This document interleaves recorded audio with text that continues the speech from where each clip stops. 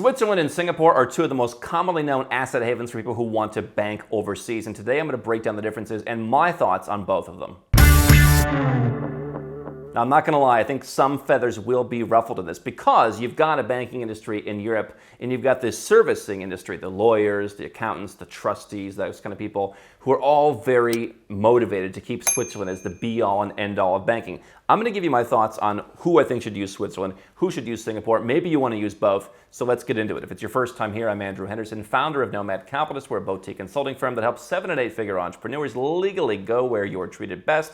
Everything from having your assets offshore, potentially having yourself offshore to reduce your taxes, increase your freedom, having a second passport. You can learn more about what we do at nomadcapitalist.com, and you can join the biggest and best offshore event of the year called Nomad Capitalist Live, open to everybody. So, Switzerland versus Singapore. Let's talk about my overall thoughts on these, having used both of them. Having approached banks, having a company that does a ton of R&D, we're constantly in touch with people, we're constantly looking for new opportunities for our clients, constantly trying to develop relationships, and I'm a person who has been fortunate to be somewhat successful and wants places to put money. Now, in both of these places, they're going to go beyond the typical bank account. I can hear what some people are saying. Why do I want to put all my money in a bank? A quality private bank or even a priority bank, which may be what some people want to consider if you're more of an entrepreneur and you want more transactional services, is going to have access to investments. It's not just going to be park your money and watch it, rot away, or watch it, be put in term deposits. And so you're going to have access to a number of different investments. Obviously, a private bank's going to sell you a whole bunch of stuff. We've got a guy here who works in the private banking world. Yeah, their job is to push product. And so that's why I think priority banking may be beneficial. Switzerland, to me, falls in more of the private banking realm. You're going to go there, you're going to open an account. It's more of like, all right, let us tell you what to do is the vibe. Hey, here's what we suggest. Things are going to be a little more slower, a bit more methodical. There's going to be a bit more what I call the legacy brand effect, right? And so that's going to be something that slows some people down, but you're going to get a relatively high quality of service. Singapore, I believe, is more transactional. It is the place that has not been successful for hundreds of years. It is obviously an extremely successful country, an extremely wealthy, and I believe an extremely safe country now. But there's still some understanding of like what got us here, right? I'm not saying Switzerland doesn't have that, but I think Singapore is a little maybe scrappier is a little bit of an aggressive word, but they understand what they're doing. And so I find Singapore to be more transactional. Switzerland, you can often open an account remotely. Okay. Singapore, you're generally speaking need to go there. And so what are they both going to offer? They're both going to offer investments, as I said. In Singapore, often not to Americans. Now, in Switzerland, you're often not going to get an account if you're American. In fact, there is a bank or two where if you're a former American, they don't want to take you. You renounce your citizenship? Sorry, we don't want you. It says it in the passport, born in the USA. Out you go. But they're both going to offer investments if you can get in. Again, if you're an American, Singapore, due to, I think, some SEC restrictions, the banks there generally don't allow you to participate. They're generally going to offer you multi-currency accounts. And so if you're sitting there watching the euro go below the dollar for the first time in over 2 decades and you want to park some money in euros, you're not sure what you want to do with it, but you're exploring opportunities. Hey, let me lock this in. You can do that. Now, I understand you can do that with accounts like Wise. You can open an account in the United States, for example, put dollars in, hold it in euros as a balance. Yeah. Not so sure that works for like 2 million euros, right? It works for like 2,000 euros. But if you want a bank, a strong, stable bank to put a lot of money, let's say you're looking at doing a golden visa. Let's say you're looking at doing citizenship. Let's say you're looking at just buying a big property somewhere and you want to start to dollar cost average in, you can do that multi-currency. Same thing if you want to just be in different currencies. Hey, I think the Swiss franc is better. Or hey, I'm in euros now. But I want to be in US dollars because the interest rate's better. Well, I'm figuring out what to do with my cash in this upcoming era of opportunities, right? Let me at least get 3% versus 0%.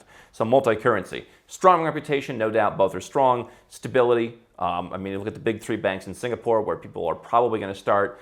They are all, according to most of the studies that rank banks' stability and safety, in the top 15 or 20. All 3 of them, right? And they're all generally right next to each other. Switzerland obviously has so many banks. The banks aren't such big names. They're not often publicly traded as the Singaporean banks are. So they're not necessarily going to be in the top 50. There are a few, but no doubt, stability, strong reputation, both offer.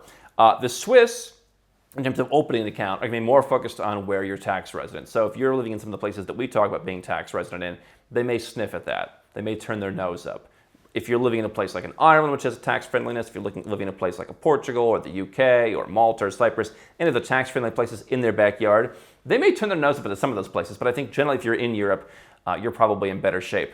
If they take Americans, if you're in the US, you could be in decent shape. But if you're going to be tax resident in Barbados, this really bothers us. We have millions of problems with the Barbados, whereas Singapore is going to be a lot more flexible on that. And so I think Singapore is also much more direct. Here's what we take, here's what we don't take. Talked to a bank a couple years ago. Hey, with Brexit, we don't want UK citizens. Okay, that wasn't all three of the banks. That was one of the banks. That was their policy. And that was pretty straightforward, and they'll just tell you right off the bat. I mean, banks are banks, but in Switzerland, it's much more nebulous, even to the point of what's the minimum deposit? How much do you think? Whereas you go to Singapore, 350,000 Sing. But, all right, we'll let you in for 250, right? That's kind of our unstated rule. So things in Switzerland are a lot less clear. And so if you're an entrepreneur like myself, to me, I don't necessarily care how much money you make. If you still have that entrepreneurial vibe, just tell me what the rules are. I don't want it to be like, we're really thinking if you should come here.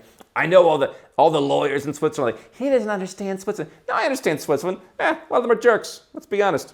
It's very nebulous. Do we want you? Do we not want you? I don't know. Okay, so Singapore banks, much more open. You do see some Swiss banks like chasing after certain entrepreneurs, but it's probably not going to be you or I.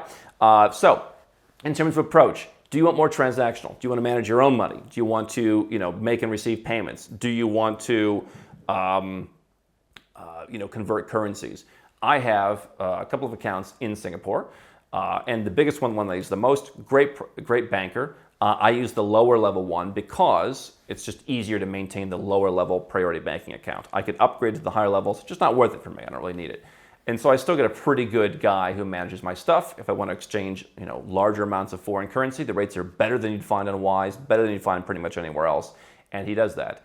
If I want to send payments, I can pretty much do it myself, up to a couple $100,000. I don't have to go anywhere. Otherwise, I fill out a little form, I send it to him, they call, and they send it out. If it's like, $500,000, they send it out. Fees are incredibly low. Sent like a couple $100,000 to Europe not that long ago, and it cost, I think like 100 euros or something. So compared to Switzerland, where you're going to often pay a percentage of inward and outward transactions, so you're just losing money at the bat, Singapore is more transactional. They will offer you services, again, in line with what a bank does. They're not, hardcore wealth managers anywhere in the world, I don't think. But Singapore will offer you services to make investments, but they're still going to be more involved with you. Like, hey, can I call you and confirm that that's what you want to do? And you can also make your own investments. You've got unit trusts, you've got mutual funds, you've got all kinds of different products. You can buy stocks, you can buy, numerous equity exchanges around the world in a Singaporean bank. You can buy Singapore government debt, which the yields are up on, obviously. And so you can kind of self-serve. If you just like doing that, hey, every month I go in, they have actually rolled out better recurring purchase functions in some of the Singaporean banks, just right on the app. You've got great apps, you've got great self-service, you've got, I think, great service if you need to call someone. It is designed, lower fee, more transactional, use the account, do that. Switzerland and that region in general is more of, hey, bring in the money, it should stay here longer term, let us handle it. And so I told you my experience, not in Switzerland, but in Lichtenstein, where the private banker, I one time said, hey, I haven't heard back from you on this investment. And he's like, just, hey, tell me how long I should expect to hear back from you. Sometimes a day and sometimes 3 weeks, he said. And by the way, I'm all for hiring people in different parts of the world. We do that here. But if you're going to a Swiss bank thinking you're going to work with some guy from Zurich, you're probably wrong, right? You may live in Zurich, but if you're thinking like that's why you're going there, then you're mistaken. And so you're basically, in some cases, being told like, hey, you need to wait. We're going to handle it. We know what's best for you. That's my approach. Certainly there's some very wealthy people who may disagree with me.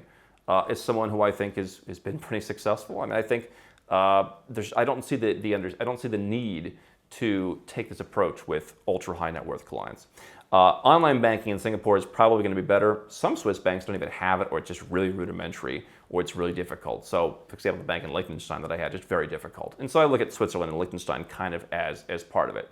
And so we have some Swiss banks that we work with, or they're just really friendly, and they do a good job, and they accept Americans. The numbers are not small. And so Singapore, you're going to get in potentially for the low six figures.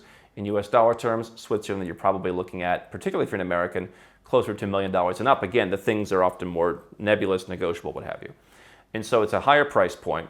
It's more of, hey, you guys take care of it. I'll tell you what we are doing with a bank in that region is, hey, let's just move this amount of money in and let it sit. We talk to the bank, they're like, hey, if you want to open an account, just park that amount of money. We don't care. You're going to pay a one-time fee of a bunch of basis points. If you ever send it out, you'll pay a bunch of basis points more. And in the meantime, we're not going to really charge you much. So that was a good Swiss bank that we can just park money in. That's almost, I think, what you should be doing. If you're trying to like constantly be buying and selling real estate and sending money in and out and like paying your child's tuition, I would go somewhere more transactional than Switzerland. If you're planning on moving it in and letting it sit there and you want that kind of prestige, then you should go there. Listen, it's my goal here to share with you what I think the real situation is.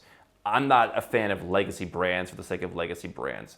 I drink Coke because I like Coke more than RC Cola. If RC Cola had the same taste, I would drink that and I wouldn't be worried about the brand. I think too many people are worried about the brand, and I think that just in all of my experience personally, right, of contacting Swiss banks and just getting some pretty shabby treatment, quite frankly. Again, a bank's a bank. They're all going to act like bankers to a certain extent. But I think in Singapore, you're probably going to get a lot zippier service at a lower cost with more options, especially if you're not an American. I'm not saying Switzerland doesn't have a role. It obviously, as I just said, has some role in my plans, personally and for my business. But I think you need to understand the difference. And there's a lot of competitors that are coming up. I think Singapore, for me, for someone who's more hands-on and needs to use their account, probably edges out something that you would find in a Switzerland or a Liechtenstein.